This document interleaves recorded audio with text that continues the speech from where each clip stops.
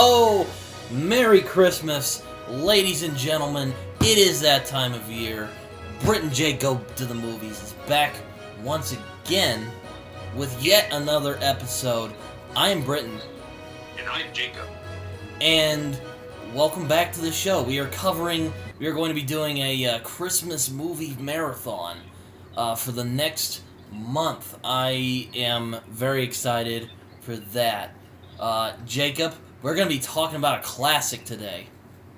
Oh, yes, we are. And one that I consider a Christmas movie. I don't care what anybody It is a Christmas film, and it's called Die Hard with Bruce Willis. A very wholesome movie about a New York cop trying to reconcile with his family. And it's the best Christmas movie because it's what Christmas is all about. Being with the family and shooting terrorists. Exactly. Everything that you would want Christmas to be. Okay, but all fucking around aside, I love this movie. Oh yeah, Die Hard, one of the greatest action films of all time. John McTiernan did a phenomenal job directing it. He's one of the greatest action filmmakers ever, in my opinion. John McClane, one of my favorite movie protagonists ever. Alan Rickman, one of the greatest villains ever. And a great Christmas movie too, but it's a movie that takes place around Christmas, but it's a film that I see myself watching over and over again. And I'm usually a person that likes to watch a Christmas movie exactly on December. Right when it's December 1st, I just want to watch a Christmas movie. That's just how I am. But with Die Hard, I can watch it whenever. Yeah, Die Hard is a great movie. Not one of my favorite action films. There's a couple of them that I would put above this one. But, man, gotta respect the craft. And also, this was when Bruce Willis was at his apex, and when he actually, gave a shit. And also before it turned out he had a form of Alzheimer's. Very sorry about that.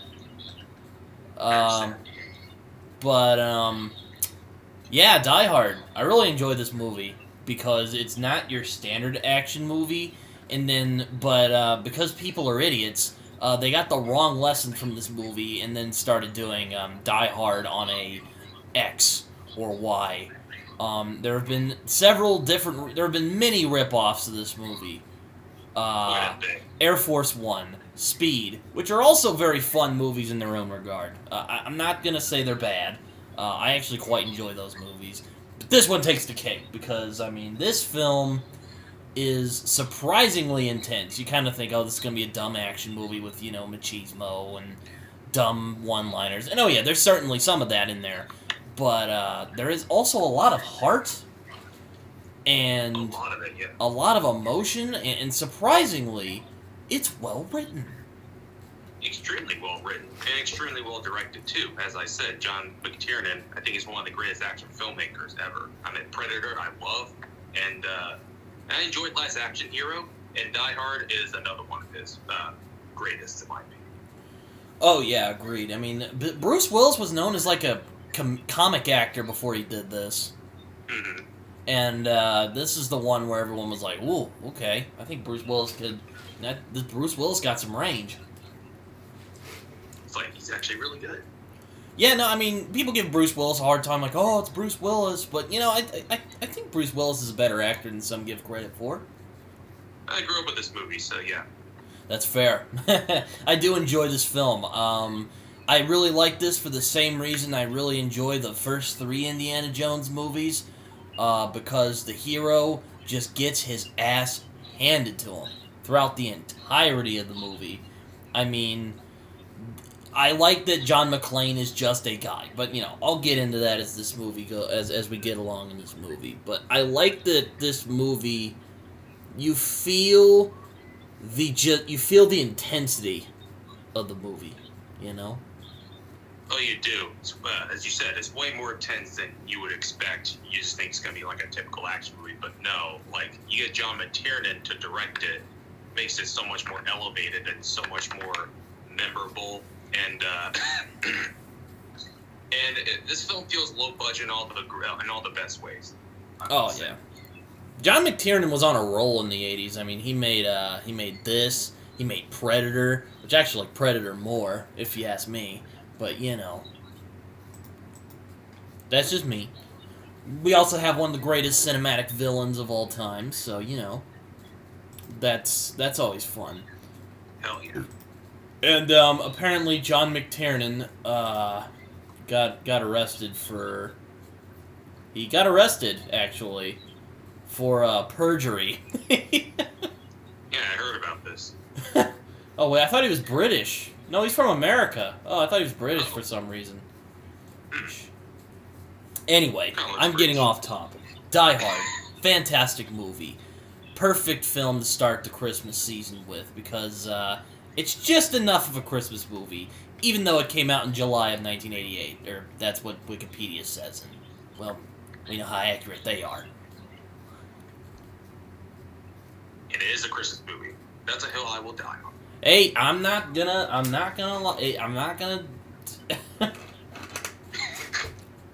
I won't get on to a debate on this subject, but yes, it is a good movie to watch in Christmas time. Because it takes place during Christmas time. Yeah. But yeah, I love this movie. I love the action. It's a very gritty movie, surprisingly. Like, nothing in this film feels too over the top. I mean, Hans Gruber certainly gets a little hammy at times, but, you know, nothing feels utterly ridiculous in this film. No, it's not super cartoony.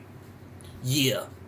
And, I mean, you've certainly gotten some good movies out of this, because, you know, everyone's been trying to replicate the success of Die Hard.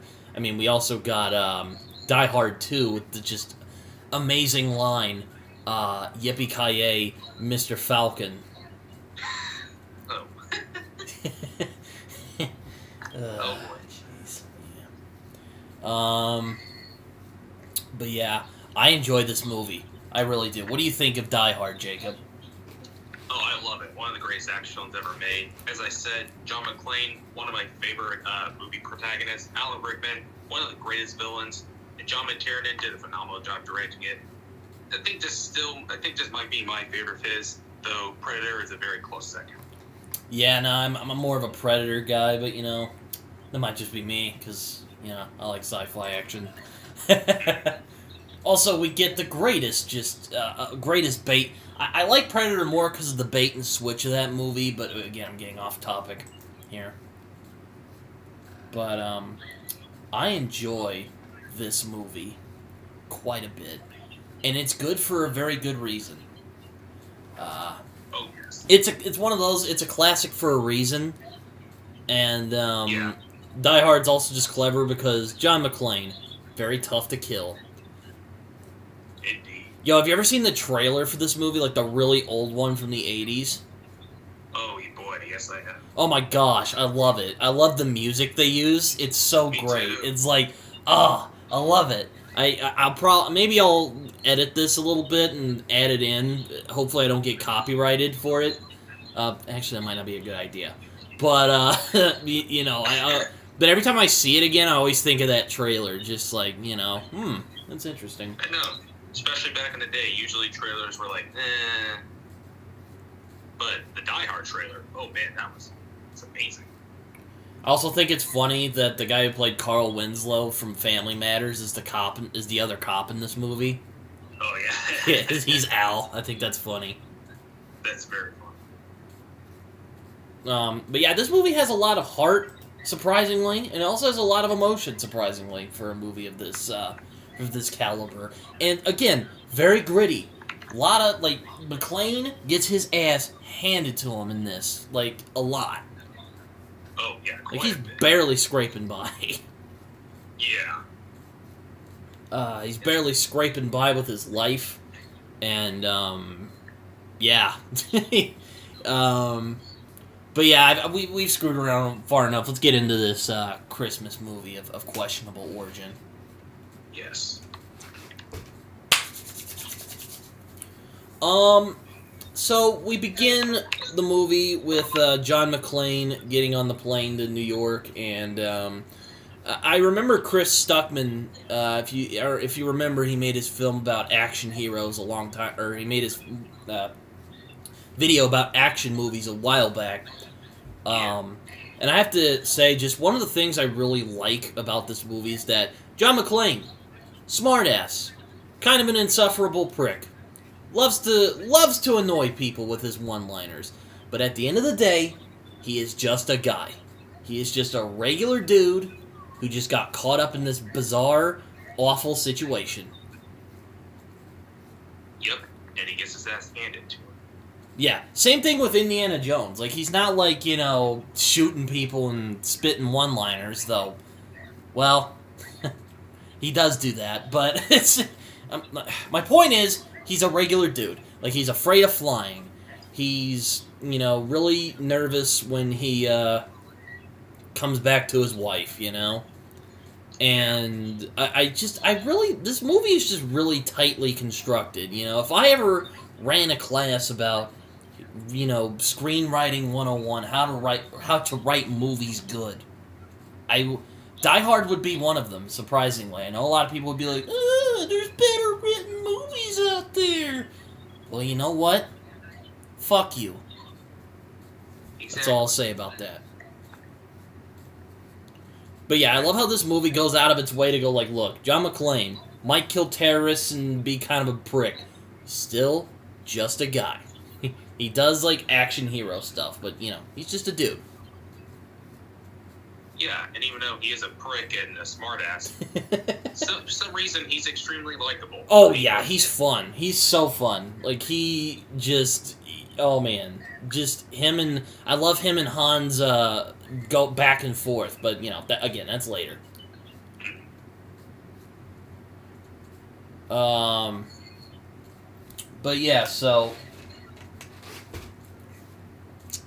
we also meet his wife, and the kids are wondering when Daddy's coming home, and I love how she says, we'll see what Mommy and Santa Claus can do.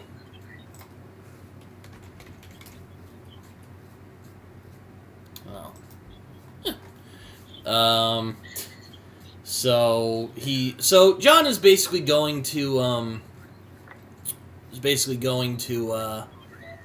this place called the Nakatomi Corporation so that he can reconcile with his wife because his wife works over there. John McClane, he's a detective from the New York City Police Department, so he has the New York kind of tough guy witticisms. And I love how he sits in the front of he meets this guy called Argyle, who's a smooth-talking limo driver. And I love how John, close to form, true to form, he sits in the front. Because why the fuck not? Yeah, why the hell not? I wish movies would do this more. This movie perfectly explains its protagonist in a couple of minutes without even really having to say anything. He doesn't like flying, but he's kind of a smart-ass. He kind of likes doing things his own way, and he just does his own thing, and he's not letting anybody tell him what to do, and I like that. Yeah, just from these scenes, you know what type of person he is, instead of having Bruce Willis do voiceovers like, oh yeah, John McClane. Yeah, I'm a kind of a prick and a witty smartass. Yeah. No, thank God. Yeah, we don't need those awful, awful voiceovers from Blade Runner. Jeez. God, don't even get me started on those. And don't get me wrong, voiceovers do have their merit. I mean, there's movies like Apocalypse Now and Taxi Driver who do it exceptionally well. Or even Fight Club. Though, I have my problems with that movie. But, yeah. I know, Jacob doesn't like that I have mixed feelings on Fight Club. You shouldn't have mixed feelings. You should love it. But anyway. But anyway, yes, with Die Hard, no voiceover on what John McClane's, who he is. Yeah, he's a prick and a witty smartass. Yeah, you just get the idea from watching him. He is just a dude, and I love John McClane just as a character. Before he became like a bastardized version of himself in the later movies. I like the John McClane in this movie. Good guy. He can come off as kind of a dick, but man, is he fun to watch, and man, you want him to see him win. And again, he's just a dude. A very resourceful, very intelligent guy, but still just a guy, Oh yeah, one that you want to root for and one that you just like. Oh yeah, you want to know a funny thing? Every time I watch this movie, I always get kind of weirded, or I would once get weirded out because they'd smoke on the plane. And my parents, because they grew up, or they were around during that time, he's like, yeah, back in the day, they used to smoke on planes. I'm just like, what the? I'm like, alright. He's like, yeah, that was back in the day when you could smoke on planes. I'm like, why are you happy about this? But anyway, I'm getting off topic.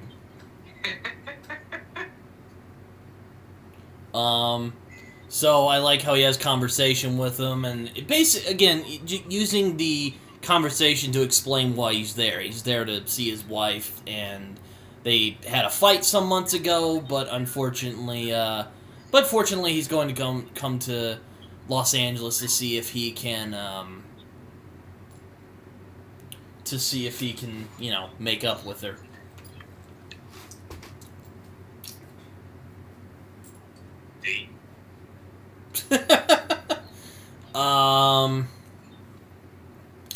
So yeah, basically, so yeah.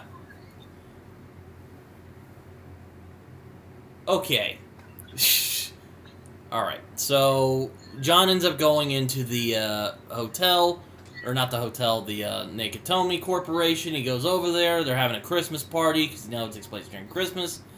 And he goes into, he's looking for Holly McClane, and then it realizes it goes by Holly Gennaro.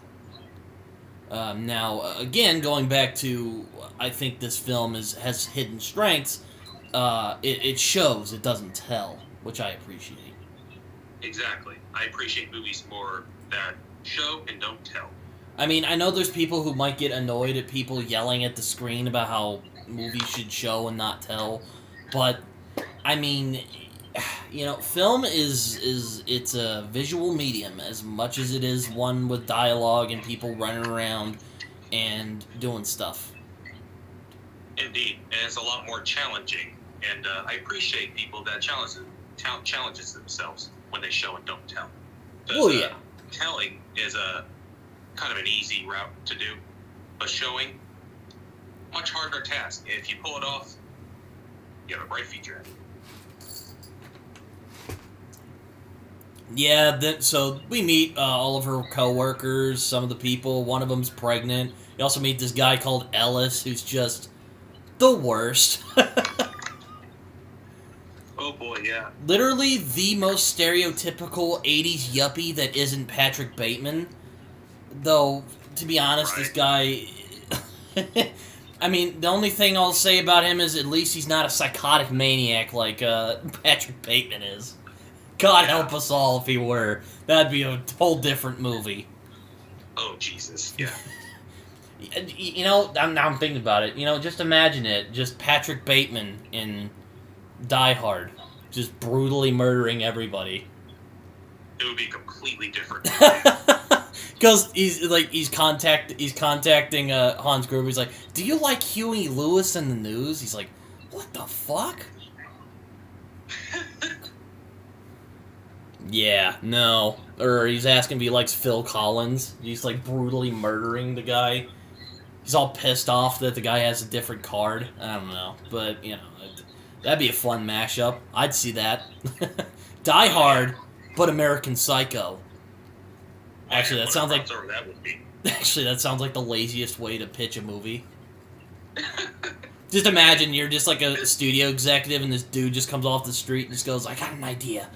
And he's like sniffing because he's doing a lot of coke. He's like, okay, Die Hard, but American Psycho at the same time. He'd be like, get the fuck out of my office. What are you doing? John McClane and Patrick Bateman meeting. Just imagine. Oh, God. That'd be an idea right there. That'd be a different movie altogether. Oh, that'd be a completely different movie. Yeah, so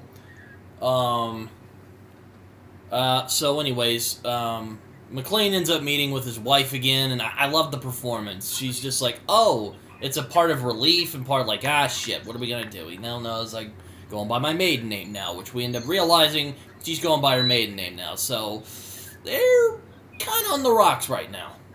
Kind of, yeah. But yeah, a bit. So they go in to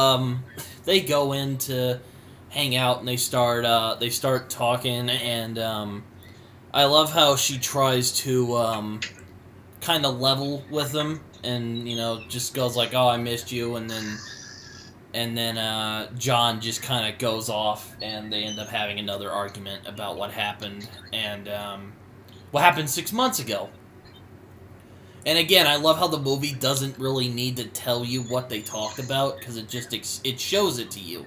Again, if I ever showed show don't tell for a movie, I'd probably show this one. Well, there's a lot of other movies I could show as well, but this one would come to mind pretty quickly. Oh yeah, Die Hard would definitely be on that list of films I would like show as an example of showing and not telling. Exactly. And I love when she leaves. He kind of just hits his head on the wall, and I like that he talks to himself too. Oh yeah. What do you think? What do you think about that? When he just talks to himself. Hey, I do it every single day, and I'm not ashamed of it. So, thank you, John McTiernan. It's alright. I talk to myself too. It's fine. But, this could be, there's people who'd probably be like, well, that's dumb. That's really dumb. But it's actually really fun, because, Bruce Willis puts a lot of effort into it, and he's really, putting his A-game into it. Oh, yeah. And also, it's, in my opinion, it's realistic, because there are a lot of us that talk to ourselves sometimes, whenever we're in, situations, yeah. So, jeez. So, I'm thinking,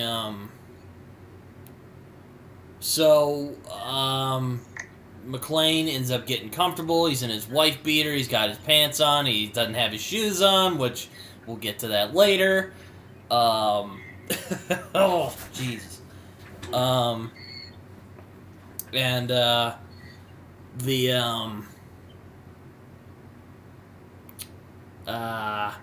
Everything seems to be going fine until a bunch of heavily armed, very well equipped, very well planned individuals walk in, led by one of the greatest cinematic antagonists of all time, Hans Gruber, played by the late great Alan Rickman.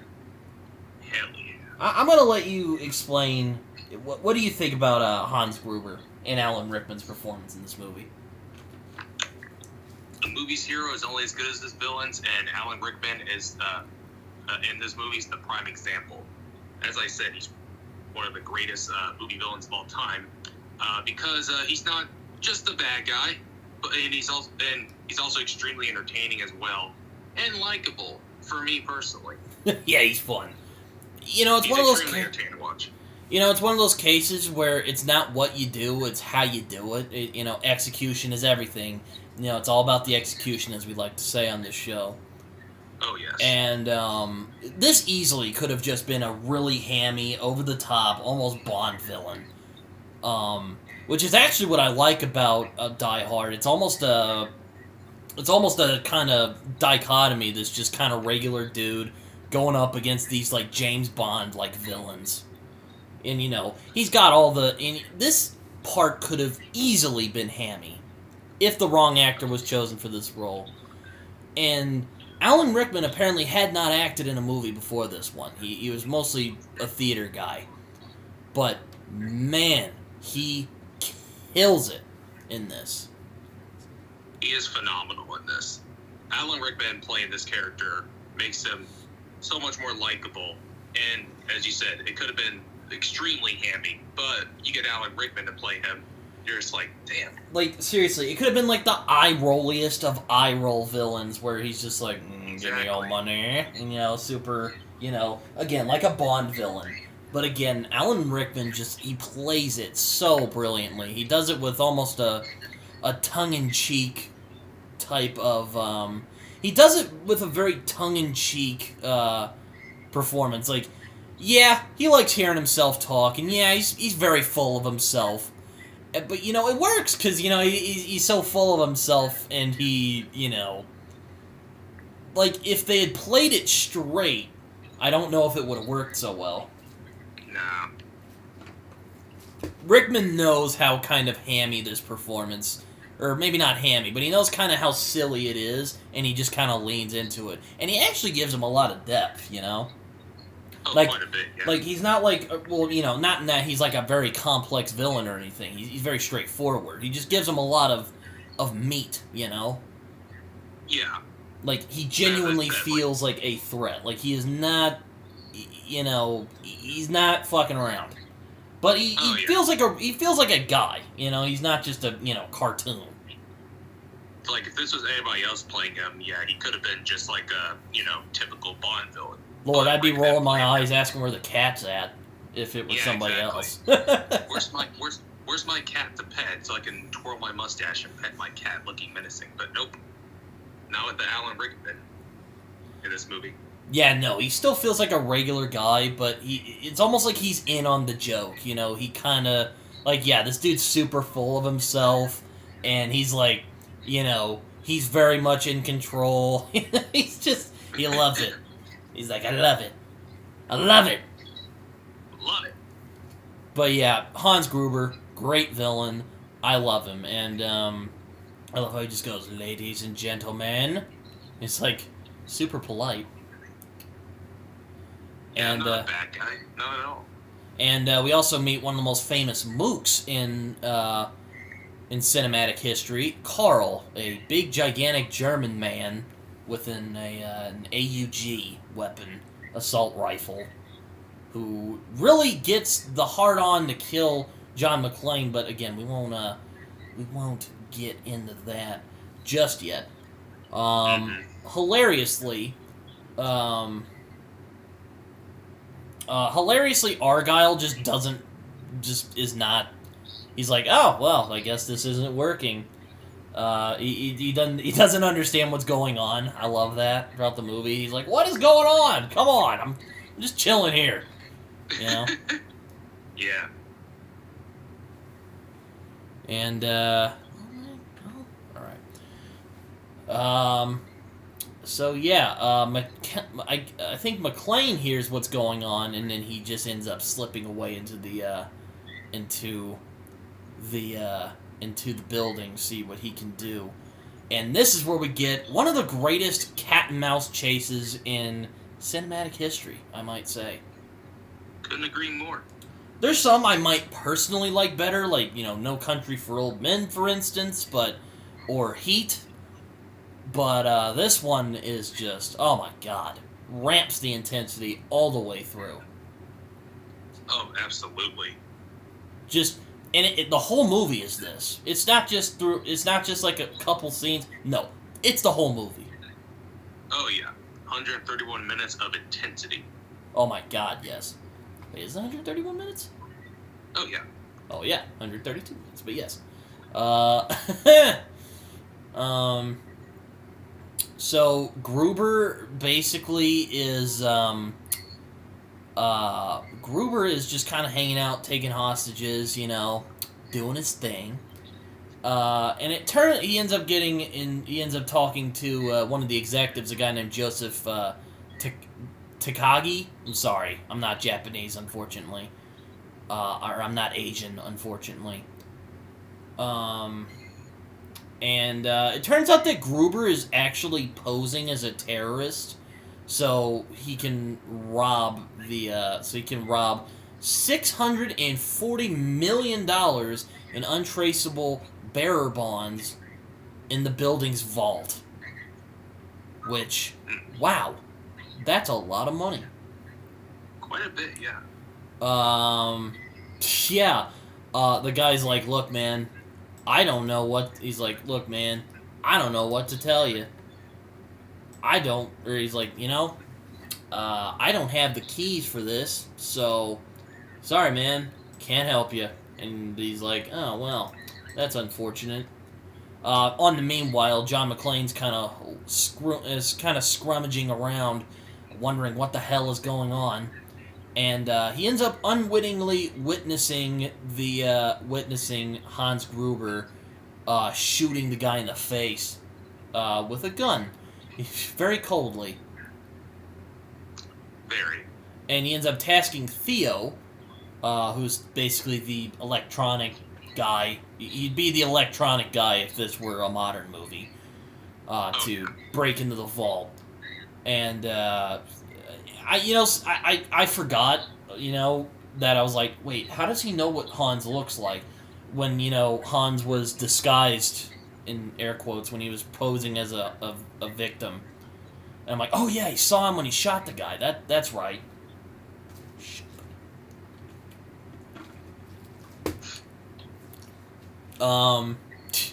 Yeah.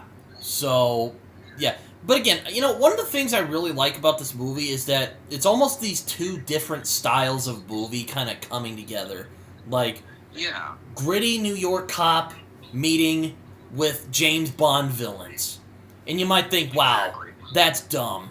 This is super stupid. How are you going to sell that?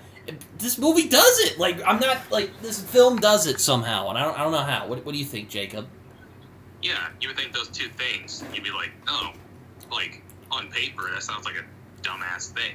But, as we say, like, the execution of it, you're like, oh, never mind, please continue. Yeah, like, they never, execution is key, my friends. And again, I don't make movies, I have made movies, but they're really bad ones. But I can tell you from watching a lot of movies that execution is key.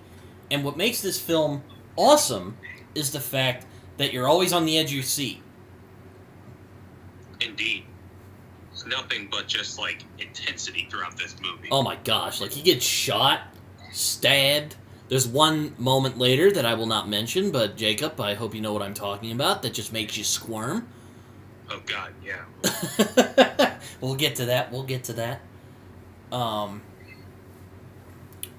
The terrorists, I forget exactly how they get alerted to McClane being there, but they're like, shit. One of the guys is up and about.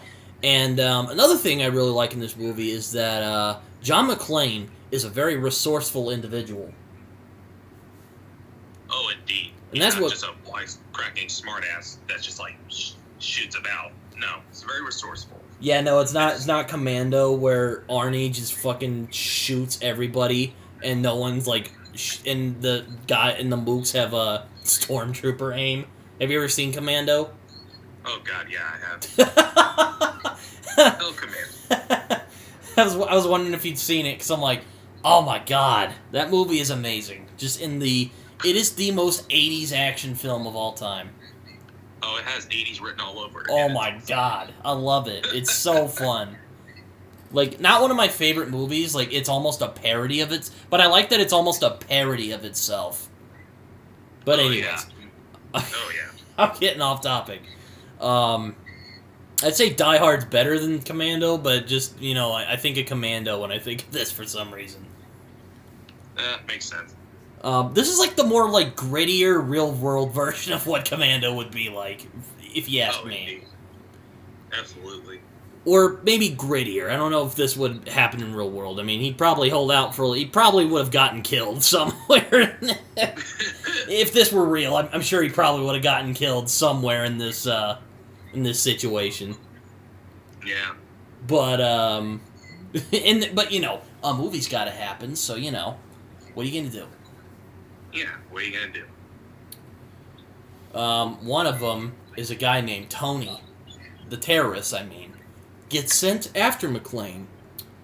And he's kind of a smaller dude, and he has he's glasses, and he's kind of running around. But don't worry, McClane ends up getting the drop on him. And I think this is the guy who is Carl's brother, and what makes Carl so pissed off at McClane for the rest of the movie. His brother died. He's pissed off about that. But it's like, this dude just gets a hard-on for wanting to kill this man. Like, it's just, oh my god. Literally. Oh, yeah. Gets a boner for just killing people. Oh my god. Oh my god.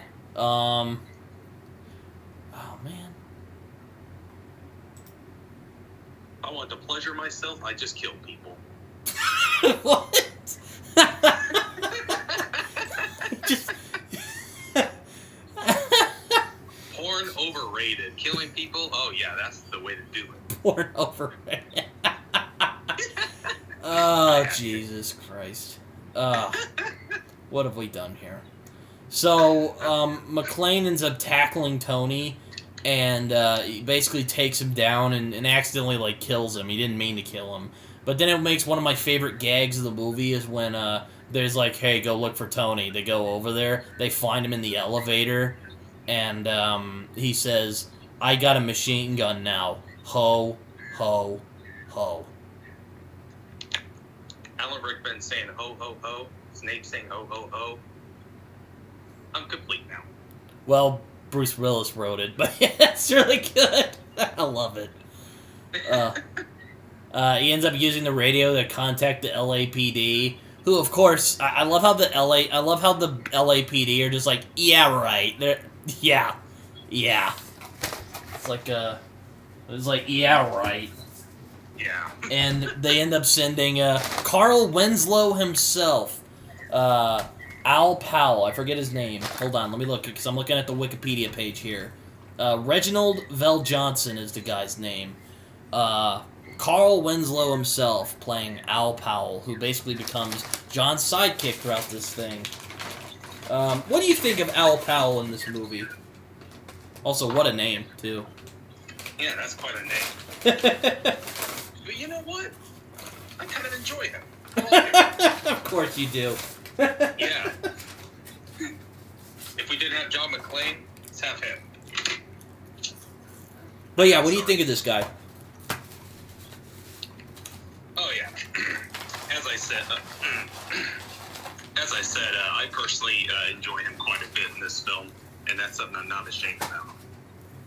Yeah, I know, he has a lot of heart in this film. Quite a bit, yeah.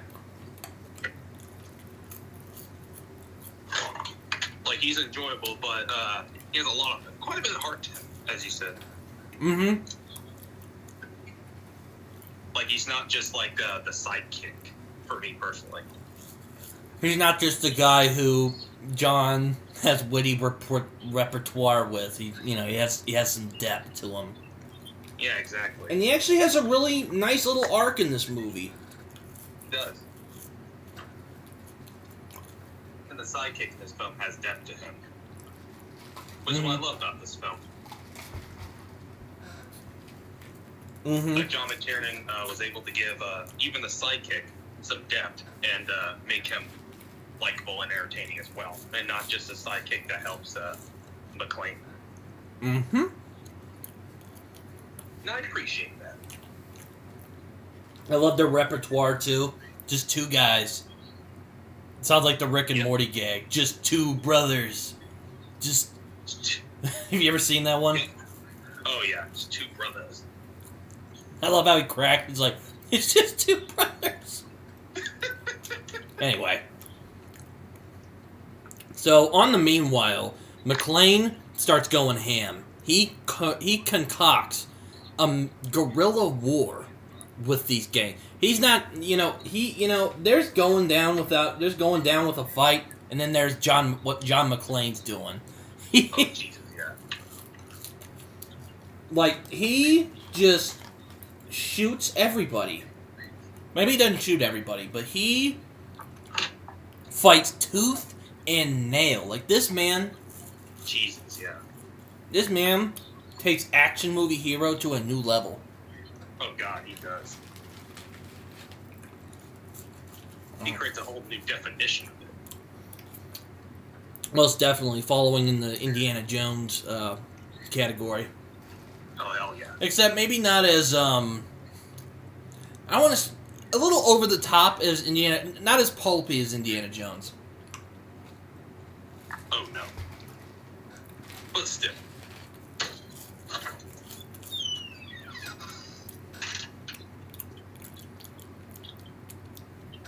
So, he ends up getting into a shootout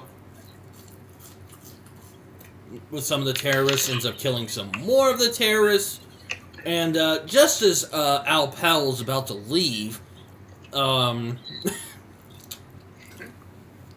a corpse gets thrown on his car, and as you know, when a corpse gets thrown at your door, that's very serious business.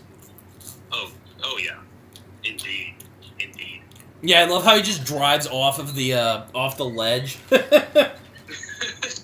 He's just like, we got a situation over here now. Oh, I love it.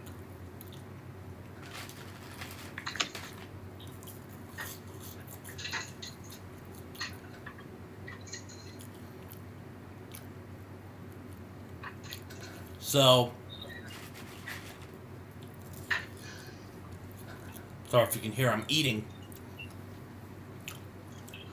Oh, I was wondering what it was.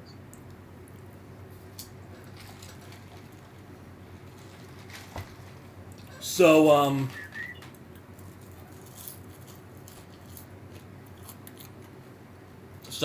McClane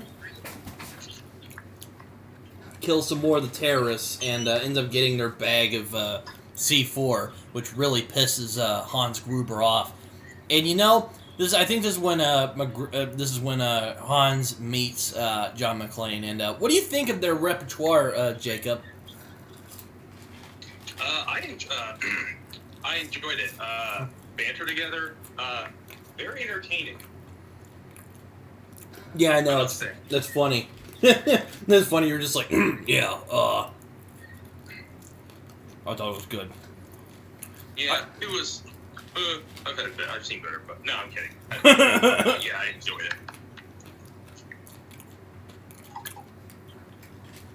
But yeah, I really enjoy it. They're back and forth. It's a very good, a mental chess game, if you will. Indeed.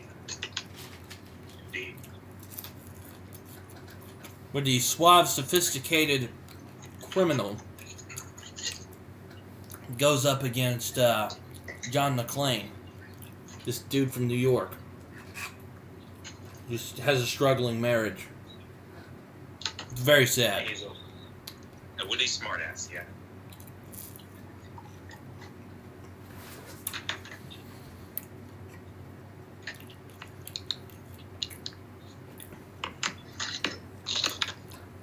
So, Powell calls for backup, and,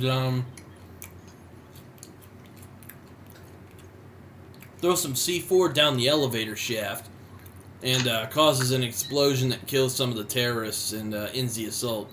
I really like in the SWAT I think it's the scene where they blow up the tank. Mm-hmm. Blow up that tank car with their, weapons. Oh, yeah, you are correct, yes. That's a good one. Very good. So, on a meanwhile,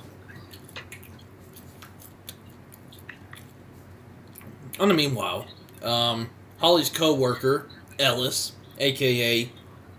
douchebag, decides to try and negotiate on Gruber's behalf. And tries to get John to surrender. And John is like, ha! You're hilarious. No. That's the last thing I'll do.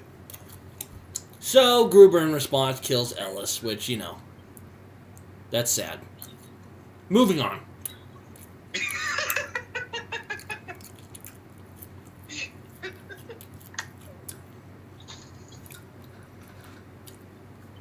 I think this is also where we see Al and John start to kind of get along, and I think John gives him a fake name at first, and then he goes by John.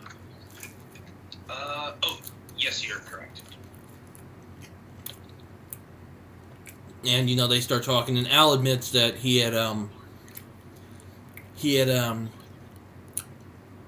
once shot a kid who had a BB gun, and he thought it was a real gun, and he accidentally shot him and killed him. And it's something he's really felt really bad about for a long time. Mm-hmm. I really like that scene. I think it's a really well done, surprisingly touching for a movie like this. Oh, yeah. I mean, as we said, it's not a typical action movie. It actually has depth to it. Mm-hmm. And heart, too. Mm-hmm. Characters that you care for, characters that have depth to them, characters that are far from perfect, but that's what makes them likable. Precisely. That's one of the beauties of this film.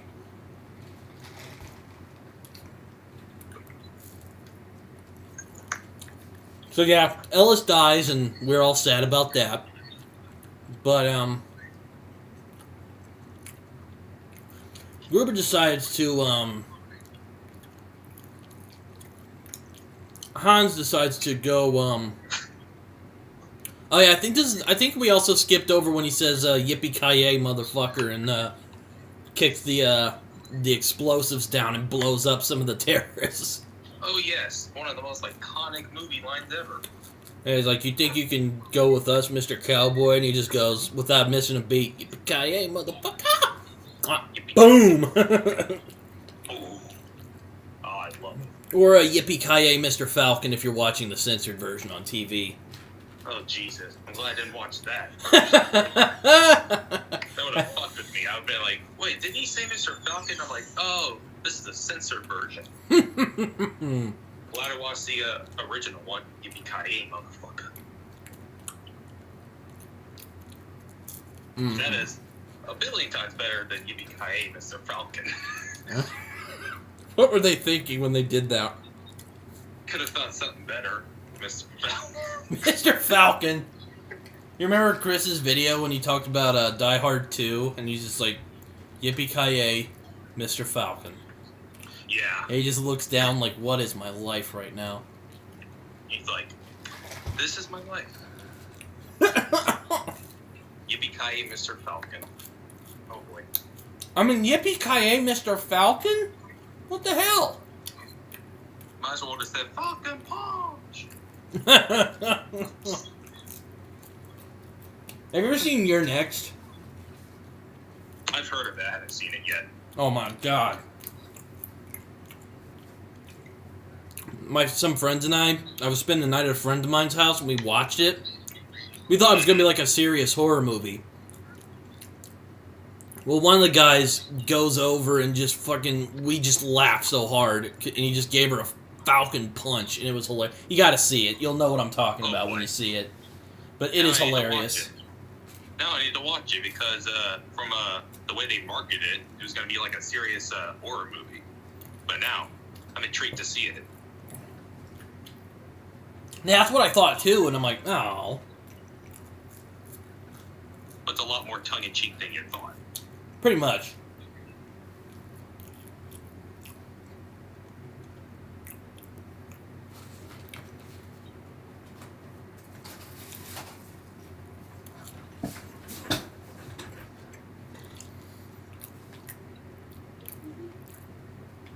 So Hans goes to check the explosives on the roof, because they put explosives on the roof. And he ends up encountering McClane and pretends to be an escaped hostage. This is actually one of my favorite moments from the movie. Mine too, actually. Because the tension, like, oh shit. Hans is... like, he's looking at Hans. Like, they've been talking to each other, but... there's Hans right there, and he's seeing McClane for the first time, and... Mm-hmm. And, McClane's, talking to him, bullshitting with him, and gives him a gun. And Gruber's like, yes, I can do it now. So then he's about to shoot him. And then the gun clicks. Because if you remember, McClane saw Hans earlier. I love that scene when he clicks. He's like, what the fuck? And then John just turns around without missing a beat. What, you think I'm fucking stupid? You think I'm fucking stupid, Hans? Gets up, and then the terrorists show up, and he's all like, you were saying. And they just shoot at him, and they just shoot a bunch of lead at him. And, oh my god. Oh, it's so good. I should note, on the meanwhile, there's a couple of scenes I missed that I should just note real quick. There is a reporter guy by the name of Richard Thornburg who is just really wanting to get that story, and he's played by William Atherton. You might know him from Ghostbusters, and he's also in this movie. And he's just really good at playing slimy assholes. He really is. Though he did, though, to be fair, he is a part of one of my favorite film insults of all time, which is, they caused an explosion from Ghostbusters, and he's like, is this true? Love it.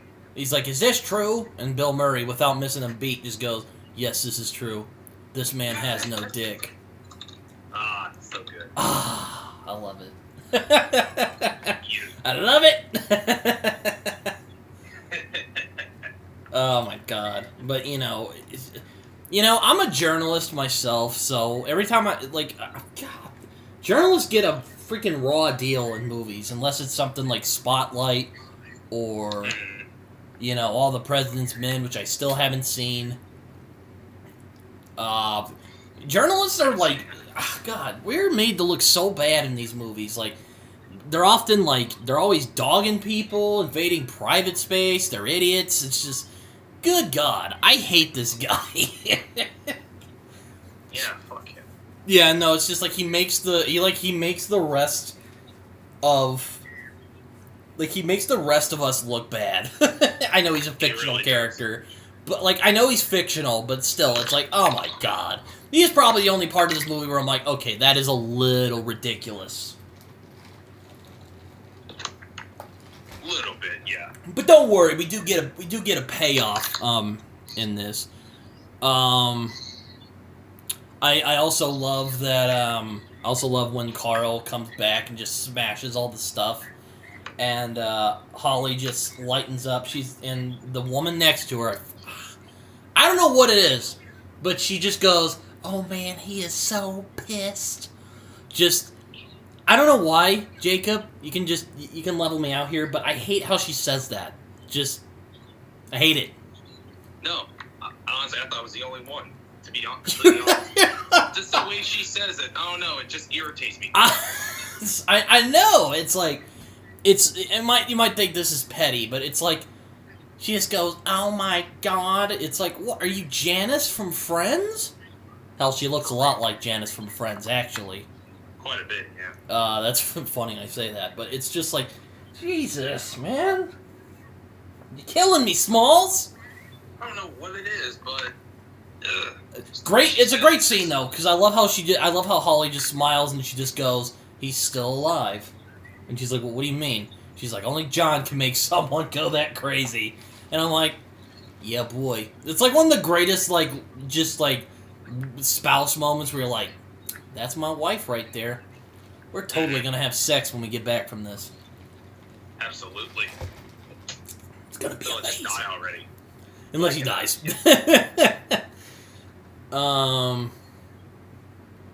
So the cops kind of didn't do a great job with containing Hans and his gang. So the FBI shows up, and they're not really doing a great job of they're playing right into Hans's hands. And the thing I really like about this movie is that Hans's plan would have gone without a peek, if not only for that one factor of John McClane being there. Oh God, yeah. And going from annoyance to this guy might completely foil the whole thing.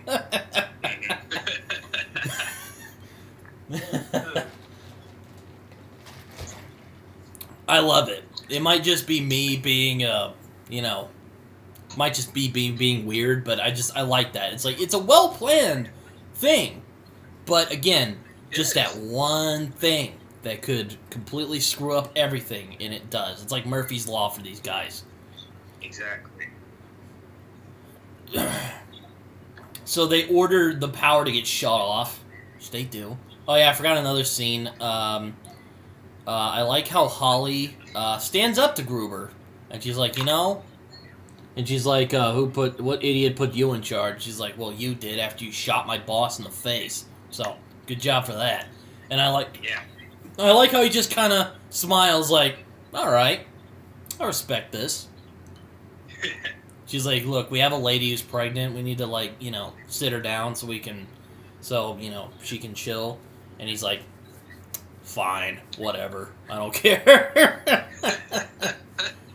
But that's one of the moments where it's like, man, Hans isn't just like a rolling your eyes, where's the cat at type of villain. he's also a guy. Yeah, a very intelligent man who's also a bit full of himself, but he's just a guy at the end of the day. He's like, what? Yeah. He's like, I guess you can go over there and hang out. I really don't care.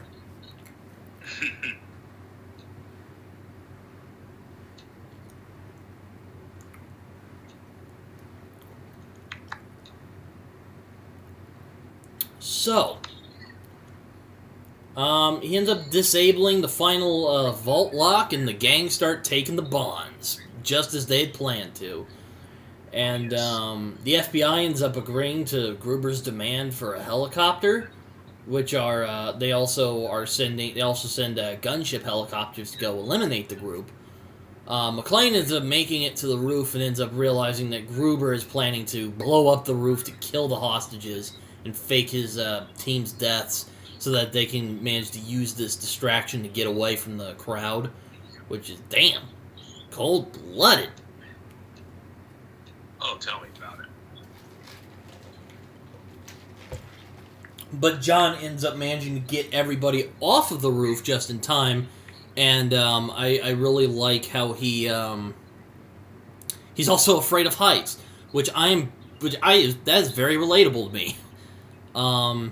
Like every time they could use a chance to humanize these characters, they do it, and I really respect that in this movie. I appreciate that. I appreciate it. Yes, thank you. It isn't just like a Bond movie in America. Nothing wrong with Bond movies. I'm a big James Bond fan, but it makes it more gritty. You could say makes it feel more like this is actually happening. It could happen. Exactly. Despite the fact that John would probably be dead much sooner than he almost died many times in this, so. Mm-hmm. To be fair, he probably would have died a bit sooner than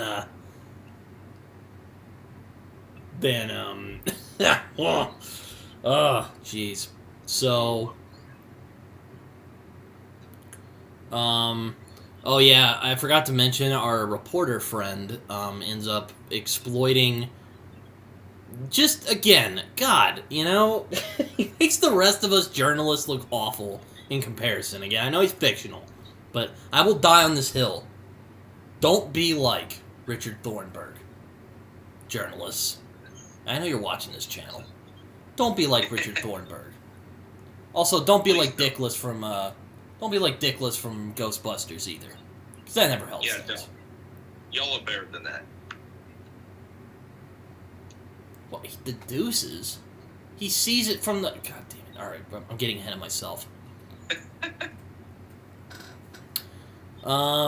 So he manages to get everybody off the roof. He gets shot at by a helicopter, gets wounded. I love how he has to jump from building to building, or not building to building. He jumps from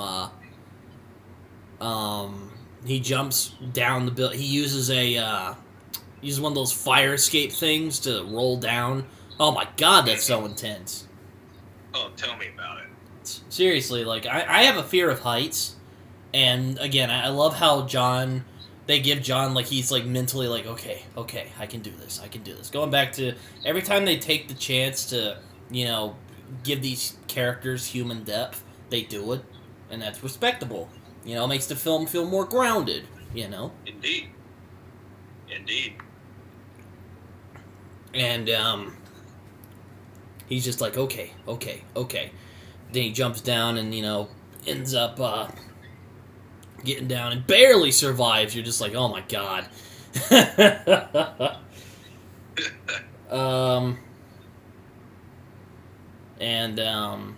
Oh yeah, I also love when he shoots the glass from earlier.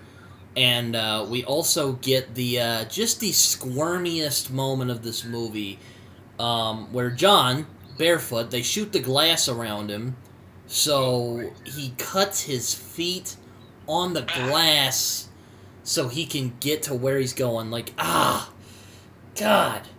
Fuck me. Oh my God. I wince every time I see that. I'm just like, oh my God, dude. Damn. I hate that. And we also, but yeah, so he jumped through the roof, His feet are all cut up with glass, which just...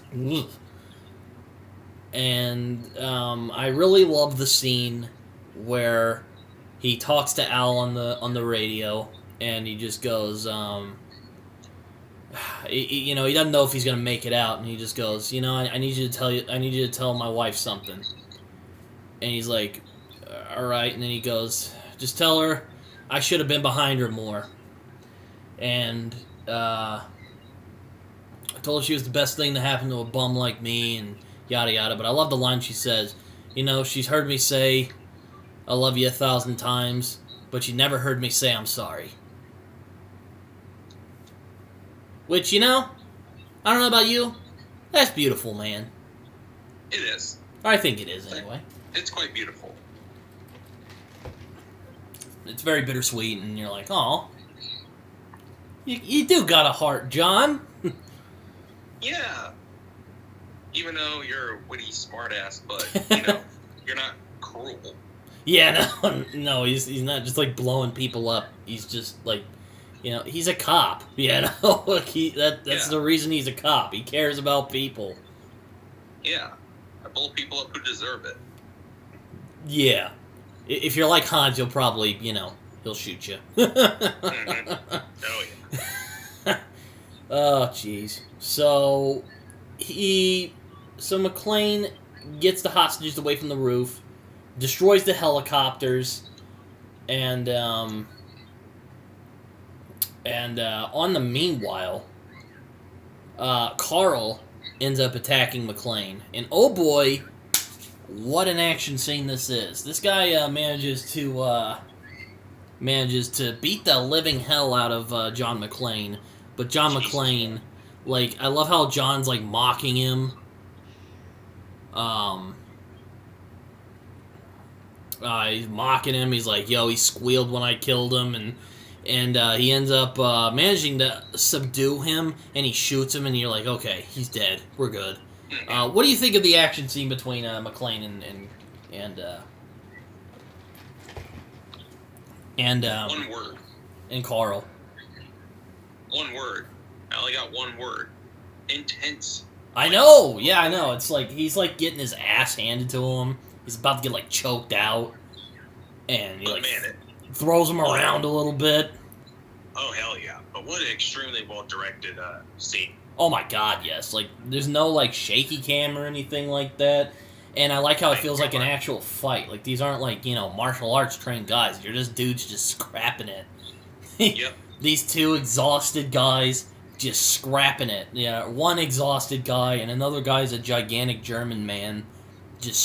They're scrapping. Like, no, John's using everything. Like, he's poking his eyes. He's, like, taunting him about his bro who he killed earlier. Just white-knuckled it. Oh, my God. He just barely manages to kill him. He's like, okay, I think he's dead. Barely. Let's go. Barely. That's what I love about it. It's like, it's not like that one person just like, oh, I can easily beat the crap out of him. Oh, yeah, I won easily. No, I barely beat him. Then, because nothing in this movie is just there randomly, so how that reporter guy was, trying to get a scoop on McClane's family?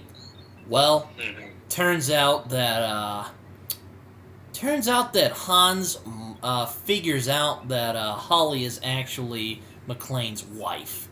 Because he sees that, she says, Mommy, Daddy, come home! And he's all like, huh. There's a photo she put down earlier. He pulls it back up and sees, oh, they're married. And then he looks over and just says, pleasure to make your acquaintance, Mrs. McClane. And then he shoots the gun in the air, and everyone's like, oh my God! He's like, you're coming with me.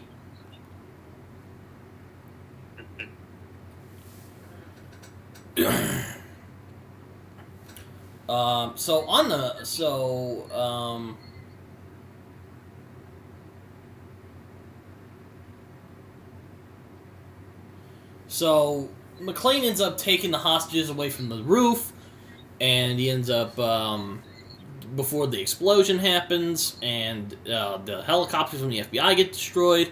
Meanwhile, Theo retrieves an escape vehicle from the parking garage, but Argyle notices that something's wrong, and he ends up knocking Theo out. And he actually heard about the events on the radio of the limousine.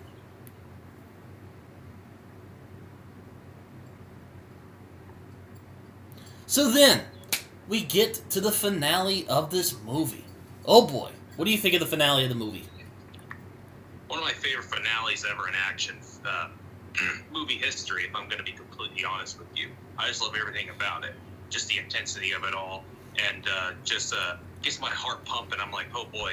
I don't know what's going to happen, but... Yeah, I almost don't know what happened because, man, I'm just, like, scared, but, man, I love it. So, McClane, who's beaten, he's got shot. His feet's all messed up from the glass, which just, Jesus Christ, you know? Oh, God. The glass. The glass. I'll never get over that. No, jeez. He ends up finding Holly and Gruber with the remaining henchman, and McClane's like, well, shit. What are we gonna do? He drops his gun, and he's like, well, you got me. And they're all like, and then I like how, hold on, my cat cannot make up her mind. Get out of here. Shit. I love how he just goes, oh, what was that you were saying? Oh yeah, yippee-ki-yay, motherfucker. But you know, hearing Severus Snape say that, I'm like, yeah.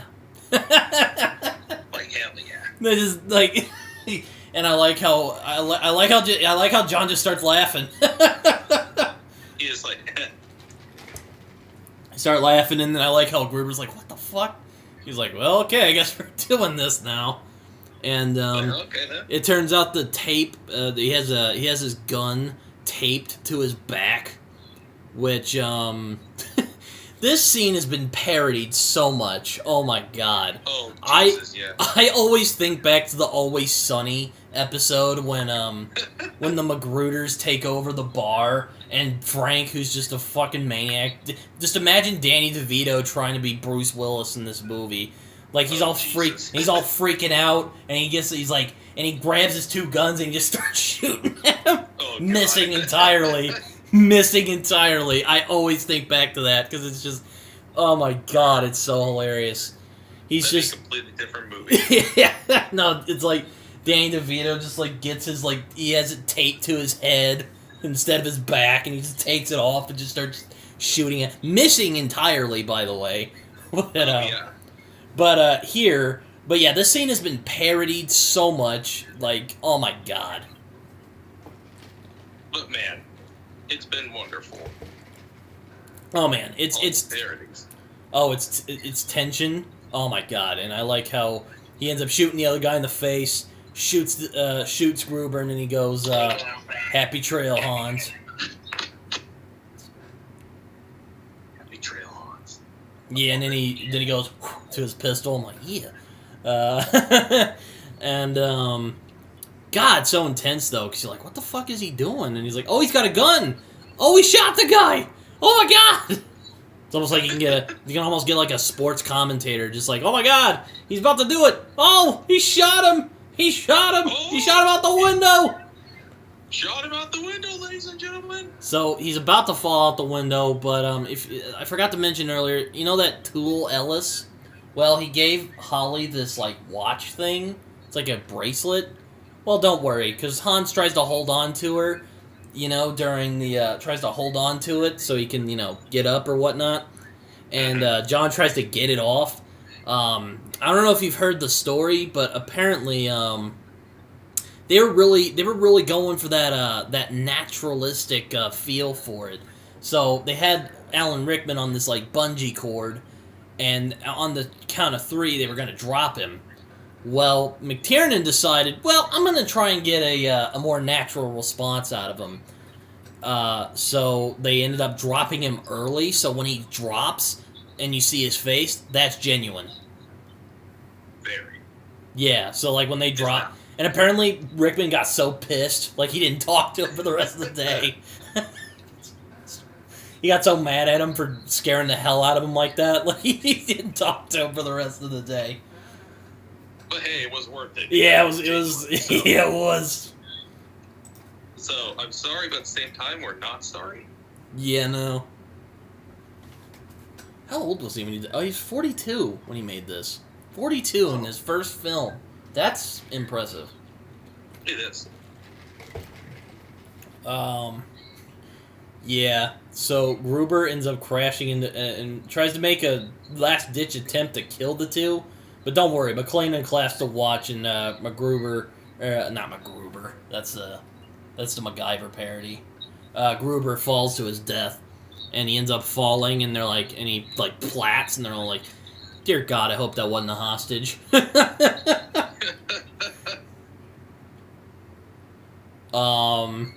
But yeah, I just love that little tidbit where it turned out that they dropped Rickman's face when they drop him, that was real, you know? Yeah.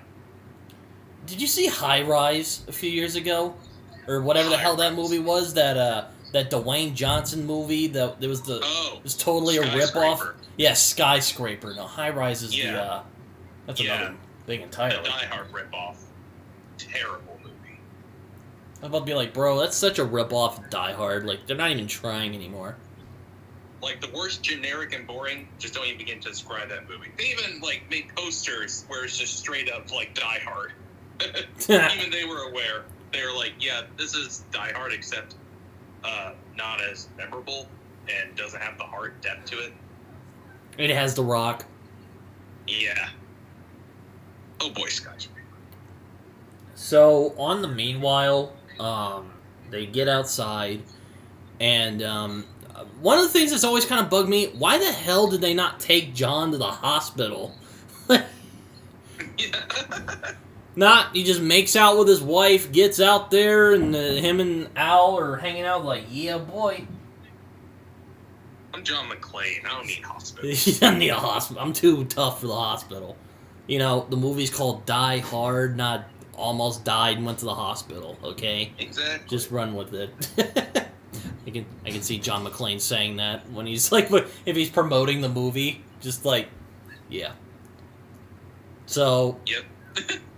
So, it's all going well until it turns out Carl, just one of those weird coincidences, he survives and just goes, ah! He's about to, shoot McClane, but don't worry, because Al comes and saves the day and shoots him.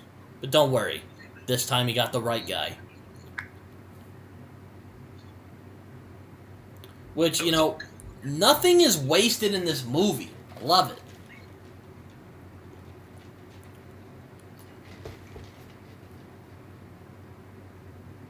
Then Thornburg comes over and tries to get an interview out of them, and Holly just socks him.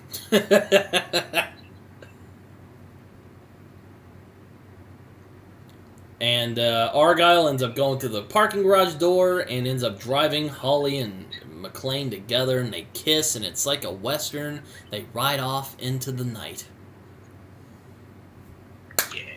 And that is the end of Die Hard. Great film. I love Die Hard. Great film. Great antagonist. Great protagonist. Just a lot of fun. Really quite fun stuff. Oh, yes. One of my favorite action movies. One of my favorite Christmas movies. I will die on that hill. I'm going to pull a Brit on that. It is a Christmas movie. And I bet you're wondering, well, Britton, that sounds nothing like a Christmas film. Sir, you are misinformed. Okay? It is a wholesome movie about a guy trying to get to his family for Christmas. He just has to kill a couple of terrorists while he's at it, okay? So yes, it is a Christmas film. Just so you know. Just so you know, Jacob. Oh yeah, I don't know why it's a debate. It's a Christmas movie. It takes place during Christmas. It's just a guy trying to get to his family for Christmas. He just has to kill a couple of terrorists. A few terrorists, yeah. So yeah. Mm-hmm. Also, again, just so many movies, were made after this, Alan Rickman basically became a household name after this movie. Bruce Willis did too. Reginald VelJohnson, that was what caused him to be cast as Carl Winslow in Family Matters, so there you go. But, and it also really, much like Indiana Jones, I like the Indiana Jones movies better, but much like the Indiana Jones films, it really just shows a guy getting his ass handed to him. And managing to survive despite the odds. And, that's always a pretty good idea for a plot. And they managed to recycle it a couple of times. They did it with Air Force One, Speed, a bunch of other movies that I can't think of at the moment. Cliffhanger. Have you seen Cliffhanger? I have. It's a fun movie. I enjoy it. It's a fun one. The only one I don't like is Under Siege, but that's because I fucking hate Steven Seagal. I hate him. I hate him. I understand that. I hate him. Horrible actor. Horrible person, too. Just, hate Steven Seagal. Dude's a freaking block of wood. Hate him. Hate him. Hate him. Now I know that you hate Steven Seagal. Hate him. I never want to cover... I don't ever want to cover any of his wretched movies on this channel. Or on this show. You sound like me and Carlton when we're talking about Guy Gardner. Fuck Steven Seagal. Seriously, I hate him. I hate him. Ugh. Anyway. A lot of people have claimed this movie as a source of inspiration from people like Gareth Evans, who made the excellent Raid films. Barry Jenkins, who made Moonlight. A lot of people, surprisingly. Paul W.S. Anderson, Dan Trachtenberg, Brad Bird, Darren Aronofsky. A lot of people. Very diverse group of people. Yes. And James Gunn even really likes it, which that's not surprising to me. It seems like a movie he would enjoy. Not at all. Now, what do I think of this movie? Oh, you won't get an argument from me when people say that Die Hard is one of the best films, one of the best action films ever made. Is it one of my favorites? No. Is it one of the best? Yes, it is. And hell yeah. It's a fantastic movie. Just, it's a good movie to sit down and just have a good time and watch. And it makes me sad that they don't make movies like this anymore. Well, they try to, but they forget what made it so successful in the first place. Yeah, cough.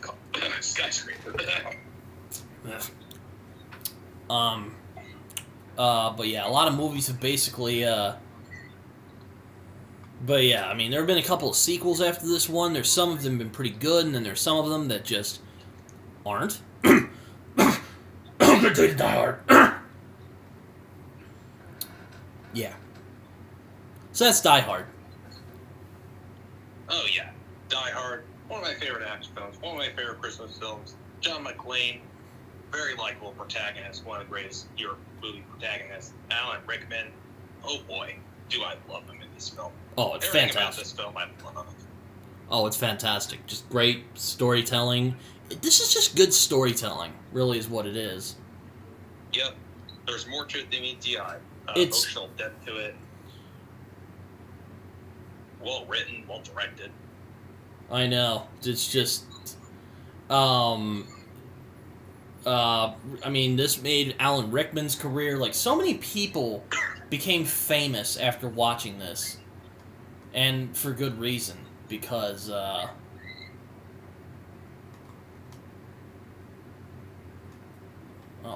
Roger Ebert didn't like, oh, he didn't like this? That sucks. What? Anyway. Oh, he'd like it. Anyway. No, man. Yeah, well.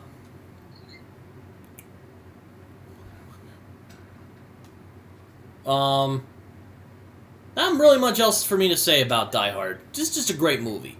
Good one to watch with the kids. Well, indeed. Maybe wait till they're like 12 or 13. Then it's a good film for the kids. Kids who enjoy violence, sure, yeah, but when they're like 6, I don't know. I'll leave that up to you. I have people who've shown their kids like The Thing. I'm just like, Jesus Christ. Christ. Yeah, I have some friends who've done that, and I'm like, you know what? I won't say anything. I mean, The Thing is one of those films I would love to talk about at some point, because, damn, I love that movie. Oh, yes. It's your favorite horror movie. It is my favorite horror movie. I didn't want to talk about it this Halloween. I'm like, I want to save The Thing for a special occasion. I don't know when that occasion will be. I don't know when. The flavor. Well, yeah, we'll save it for later. Exactly. It's kind of like Alien. Yeah, or for me, Fight Club, and me and Raymond are gonna destroy you on that one. you're really looking forward to that Fight Club movie. Oh, Fight Club in a Christmas movie. Jesus Christ. Anyway, Die Hard. Good movie. So, well, we have some time.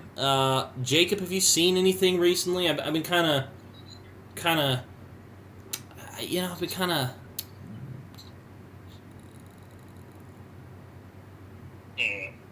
Well, have you seen anything recently? It's basically what I'm trying to ask. I have not. I haven't seen anything recently, but guess what? I finally got. What did you get? PlayStation 5. Damn. Fucking lucky, bro. I don't even have one of those yet. Like, was it an early Christmas gift? Oh yes, it was the last one I saw, so I had to immediately get it. Oh, and I also get a free digital download of God of War Ragnarok. Oh my god, I'm actually playing that right now. Fantastic. Oh, I can't wait. You played God of War 2018, didn't you? Oh yeah, and let me say, masterpiece. Oh my god, that was fantastic. Fantastic game. And this game's really good too, so you know. At least so far.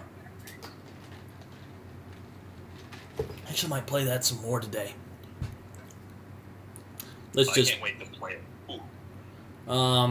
But yeah, I love, God of War was great. I actually saw Licorice Pizza finally last night, because, I didn't see it in theaters. I was a bit salty about that, and my dad's like, hey, we should watch it, and I'm like, okay, and it was on Amazon Prime, so I'm like, oh, sweet, so that's where I saw it. And, another very good movie from, Paul Thomas Anderson. Very Linklater-esque. Very much a hangout movie, kind of like Dazed and Confused. Not as good as something like There Will Be Blood or The Master or Phantom Thread, but it was still a good movie. I enjoyed myself. Did you like it more than Boogie Nights? I don't know. It's actually very much a lot like Boogie Nights in how it's like shot, but I don't know. I actually want to see Boogie Nights again at some point, because I don't know if I was ready for that movie. I still have yet to see it. Yeah, like, I remember kind of liking it, but I didn't love it as much as something like There Will Be Blood or Punch Drunk Love or, Phantom Thread or, The Master. The only film from Paul Thomas Anderson that I did love, that I wasn't too fond of, was Magnolia. I didn't even see the whole of Magnolia, because I was kind of like, eh. Maybe I just wasn't in the mood to watch it, but I was kind of like, okay. Yeah, probably me. I probably need to watch it again. Yeah. One of those movies where I have to be in a certain mood to watch it. But yeah, it did make me go watch There Will Be Blood for the umpteenth time. So I've actually been rewatching movies recently. I rewatched There Will Be Blood, because that is my favorite Paul Thomas Anderson film, and my second favorite film of all time. That's another one I'd love to talk about at some point. Oh, yes. Maybe get Carlton on, because he loves that film too, because I was like, hey, this movie's great. And he saw it, and he's like, bruh, it's awesome. Like, he was really, he was really into it. I'm like, alright, I'm glad I got you into this. I didn't think it'd be a movie you'd enjoy, but hey, you did it. I actually rewatched it the other day. I'm like, yeah, this is good. And I also rewatched The Terminator, the original one from James Cameron, and then feel utterly depressed because how much that franchise has gone to shit, basically. Yeah, it's sad. It's sad. Dark Fate still sucks. I don't like it. I don't want to talk about it. Yeah. But yeah, Terminator 1 and 2. Terminator 1 and 2 are still classics. I actually prefer the first one. Just, I don't know, just something about that grunginess that I like more. But, hey, second one's great, too. But the other ones, yeah, we won't talk about it. You did see the new trailer for Avatar, The Way of the Water, right? Yeah, your most anticipated movie for the rest of the year. Yeah, you're hilarious. You're funny. Yeah. Fuck Avatar. Fuck it. Up to one of your favorites, huh? Fuck Avatar. I hate it. It's like Elysium. I hate that film. You know, when we talk about Avatar or Elysium, it's gonna be like you with Force Stick. It's probably just gonna be me just going off on the movie. And I'm not even gonna bother to see it again, because I don't want to fucking sit through that again. Yeah, well, Elysium fucking terrible. I hate Elysium so much. Don't even get me started on Elysium. Oh my god, dude. Yeah, less said the better. Less said the better. Don't even get me started on Elysium, dude. Ugh, I hate that film. Talk about a sci-fi classic, am I right? Ugh, Jesus. Yeah, no. My buddy Josh is like, you know what the worst film I've ever seen is? I'm like, what is it? Blood Rain. I'm like, never even heard of this. And, I haven't heard of it. And he's all like, well, you know, I made it only through 20 minutes, so good luck, buddy. I'm just like, what? Well, that says a lot. He couldn't even sit through the whole thing. I'm like, at least I could sit through the entirety of Sucker Punch, and I absolutely despise that movie, as Jacob well knows. Oh yes. We should just have like a month where we just trash movies that we hate, just like, because you know, as fun as it is to talk about movies, because I'll admit I prefer talking about movies I like, but you know, sometimes it's good to let off and talk about movies you don't like. Yeah, a lot of movies I fucking hate that I just want to like just absolutely rail on. I fucking hate it. Oh, I hate it.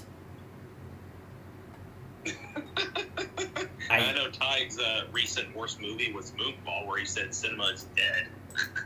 Oh yeah, I saw that. Yeah, I still can't get over that. Yeah, I saw that. I'm like, I literally texted him. I'm like, damn, that bad? He was like, yeah, bro, it was that bad. I'm just like, oh my god.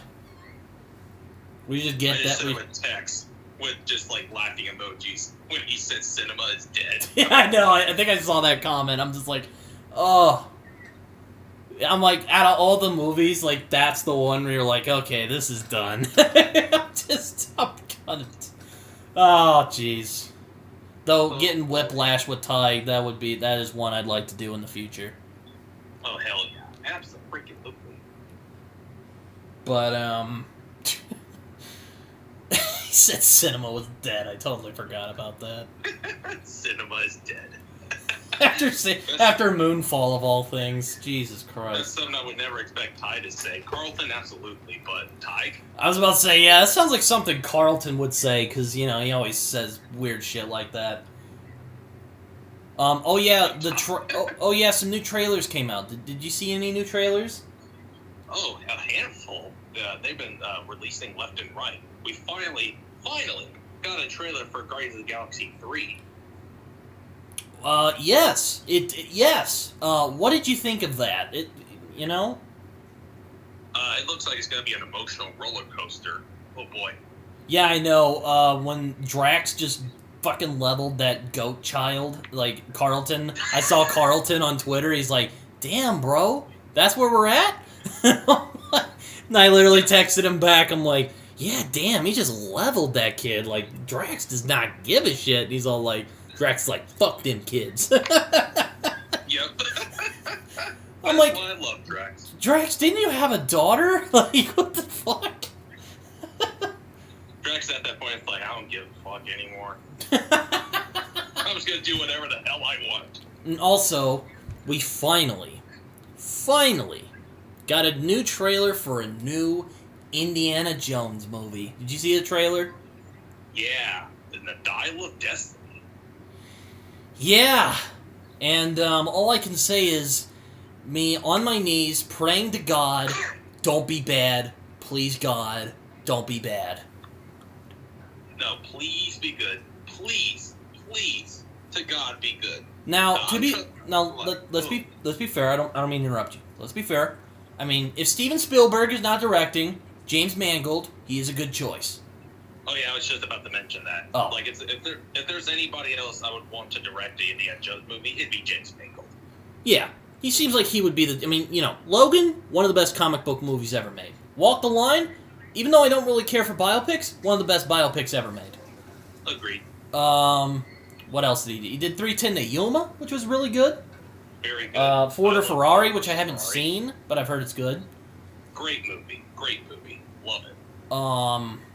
Oh, what else did he... Oh, he did Copland, also a fantastic movie.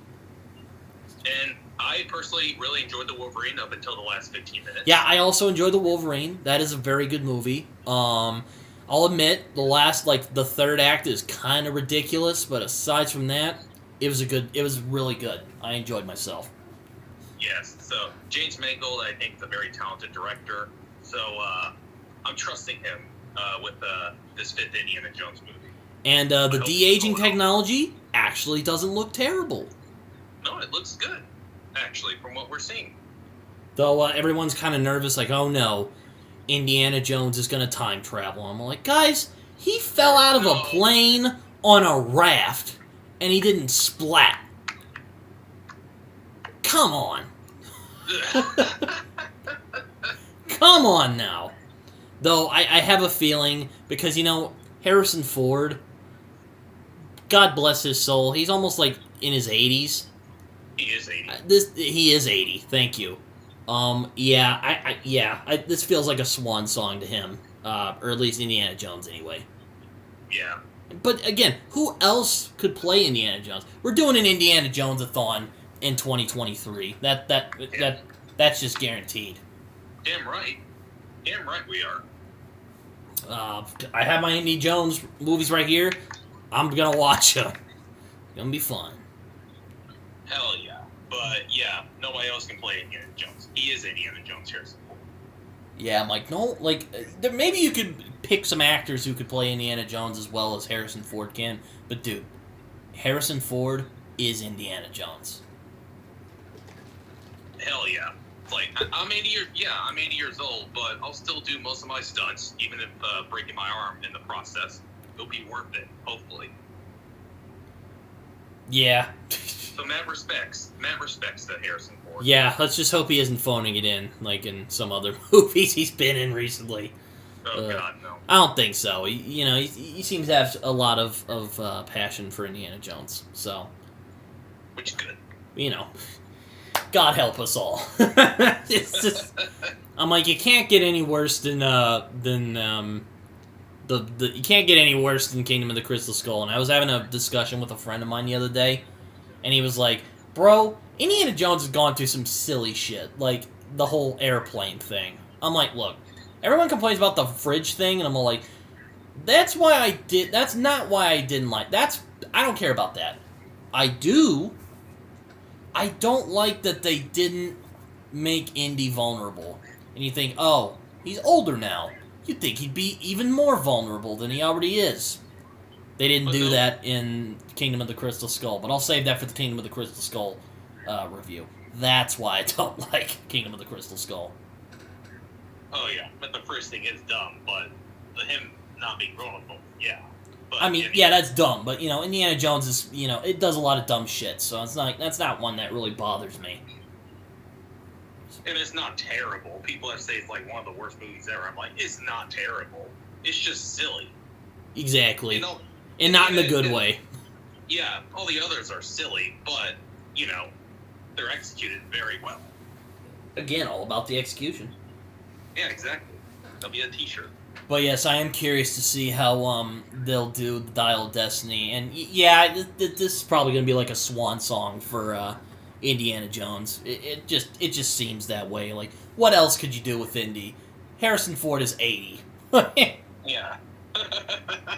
He's like, Dr. Jones, we need to do this. He's like, I don't remember. You know what? It feels like a James Mangold movie, and I appreciate that.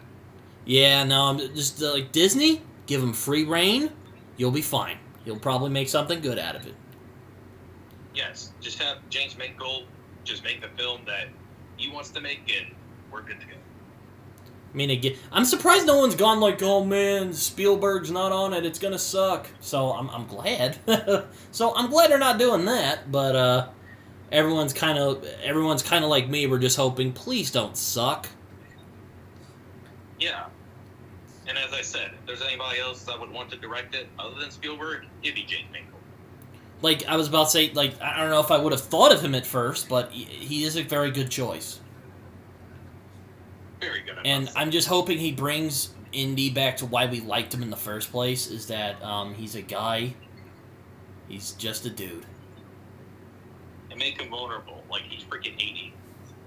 Exactly. Anyways, I'll be right back real quick. You keep the audience busy real quick. So we got the trailer for Guardians Volume 3. We also got Indiana Jones and Dial of Destiny. We also got Super Mario Bros. Trailer, which visually, they for the aesthetics and the visuals, they got that down in the feel of it is like a Mario game, and some of the voice casting, I'm like, Jack Black is Bowser though. Oh, I am there for that, absolutely. But from Illumination, like, hope it's enjoyable. We also got a trailer for the new Transformers movies, Rise of the Beast, I think. All right, I'm back. What are you talking about? The new Transformers trailer. Oh, well, I'm not a Transformers fan, because I remember seeing the Michael Bay films when I was a kid, and even when I was a kid, I was like, ha! That's stupid. They're dumb. And not the good way, either. No. John Turturro's ass crack is ingrained in my memory. Everything about the Transformers movies is ingrained in my memory. We don't talk about that. I thought I heard you talking about the new Super Mario movie, which looks fun. It does. Kinda sus with the voice cast, though. Jack Black as Bowser. I'm there for that. Yeah, exactly. I'm gonna see that. But Chris Pratt as Mario. Fine. Yeah. Why? There's just the one word I gotta say about that. Why? Yeah. Initial thoughts, why? But hey, he might surprise me. Hey, you can surprise me. Though, Illumination is kind of a mixed bag. I have a soft spot for the Despicable Me films. I enjoyed the first one. I don't care what anyone says. Yes. I have a soft spot for them. Also, it's a running joke. Me and Jacob always, hey man, you ready to talk about it? And he'll send a gif of Gru saying, Yes, I am. He puts on his sunglasses. Once we get to the Despicable Me films, that'll be the perfect time to use that gif.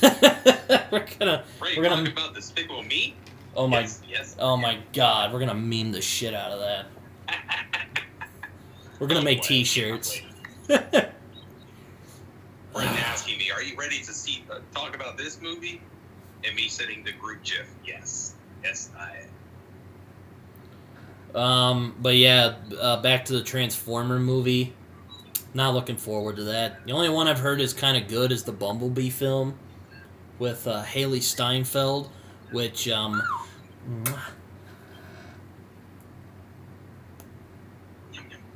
That's all I have to say about that. Oh yeah, speaking of rewatches, I saw Edge of 17 with her the other day, which is a very good coming-of-age film. Very good.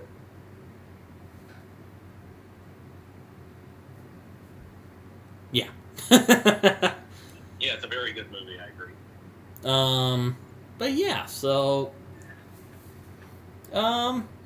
just what else came out as a trailer? I mean, I know Indiana Jones and Guardians 3 were the only ones I was really kind of excited about. yeah, me too. Because Super Mario Bros, I'm like, yeah, all right, whatever, you know? Yeah. I wouldn't have gotten, I have nothing against Chris Pratt. He is great in the Guardians films, very good in the Lego movie, but, like, why the hell did you get him as Mario? I mean, I see him more as Garfield than Mario. He's going to be voicing Garfield. He's going to be voicing Garfield? Yeah, in an upcoming movie. I'm like, I'm more convinced on that than him as Mario. I didn't know that. Like, to me, that makes more sense than him playing Mario. Oh, jeez, that's funny. The world that we live in, yeah.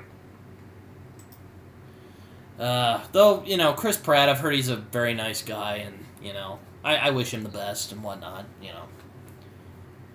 He has in-laws with Arnold Schwarzenegger, so, hey, that's pretty cool if you ask me. Oh, yeah. Couldn't agree more. But, yeah, speaking of Schwarzenegger, I did rewatch Terminator again, like I mentioned earlier. Still holds up.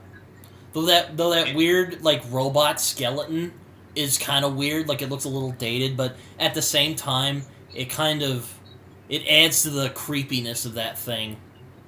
Indeed. Because it looks all jittery, and it's all, like, freaky, and you're like, ugh. But yes, that's really it. But yeah, Transformers, not looking for... I don't like Transformers. Never been a fan of that. It's kind of like Power Rangers. I grew up playing all the toys and watching some of the stuff, so kind of a soft spot for those. I mean, look, I'm not saying it's like bad or anything. It's just like not for me. I'll put it that way. Oh yeah, that's understandable. It's kind of like Pokemon. I fucking hated Pokemon when I grew up. When I was growing up. Yeah. I don't care about Pokemon. I fucking hated I do not Pokemon. care about Pokemon. Yo, it's like, bruh. It's like, oh, jeez. God, I remember I would watch the Scooby-Doo films. I would play the shit out of those VHS tapes, and every time that the Pokemon, that fucking theme came on, and I was just like, God help me now. Oh boy. Jesus. Like, oh please, oh God, no. It's like Michael Scott when he goes, "No, God, please, no, no, no." Oh, jeez. Oh man.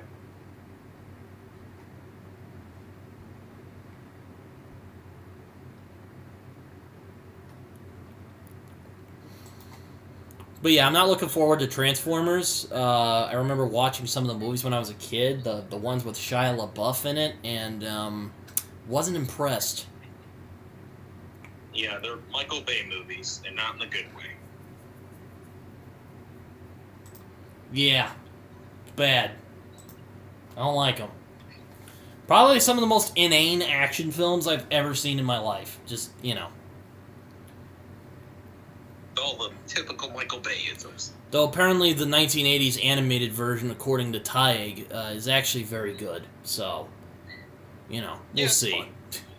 Oh yeah, I was also watching Black Adam a little bit with my dad the other day because he got it on his thing, and you know how Carlton was telling me how good the movie was, and I'm like, I was watching a little bit. I'm like, oh, you know, this is fun. You know, like all right, you know, like this isn't too bad.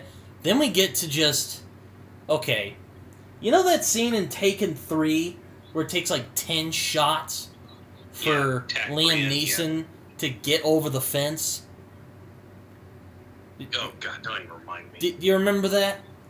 Yeah, like, everybody made fun of it for a while. Like, Ralph the Movie Maker made fun of it. Like, everybody did for a while. Okay. So... okay. So, they're having a conversation after a battle, right? Mm-hmm. It takes 10 cuts of them talking. Oh, jeez.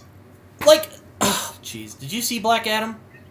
No, I haven't. I mean, I didn't see the whole thing, so I'll admit, I am not going to comment on what I think of the whole movie. I'm just commenting on the part that I saw of the movie. Why does it take 10 Are moviegoers really that, like... short attention span? It seems so. They're just having a conversation. I cannot handle cuts like.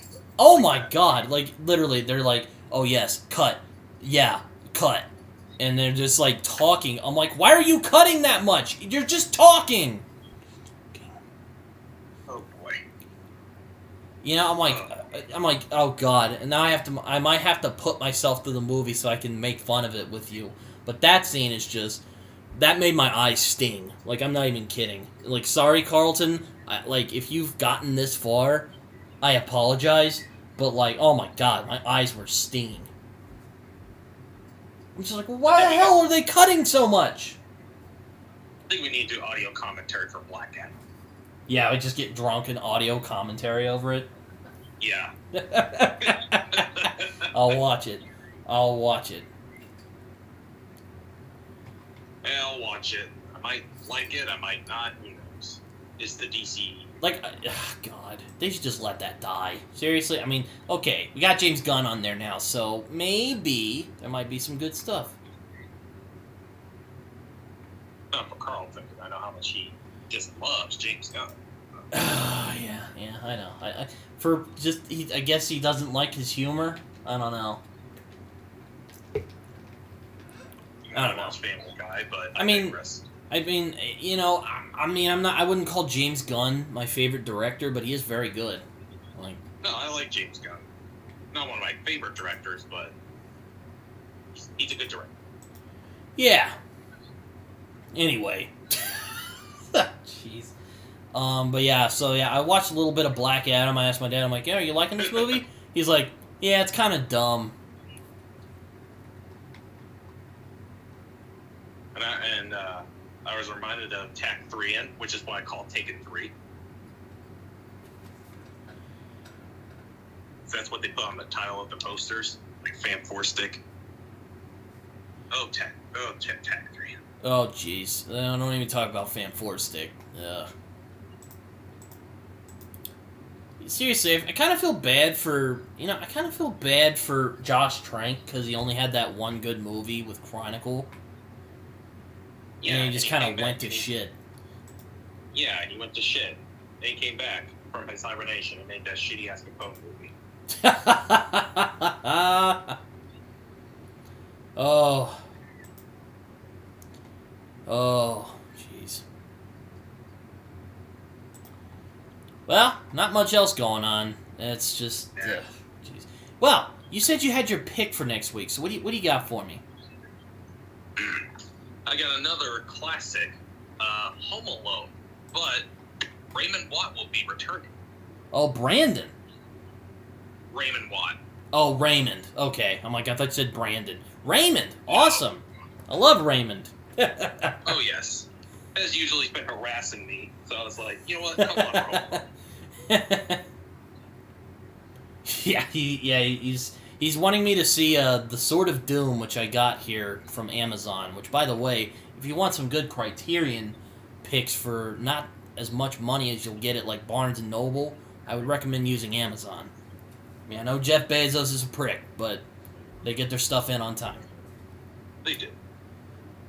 But, so we're watching Home Alone. We got Raymond coming on. All right, I'm looking forward to it. But, yes, this has been the Christmas-a-thon. Hope you all enjoyed. Jacob? Yes.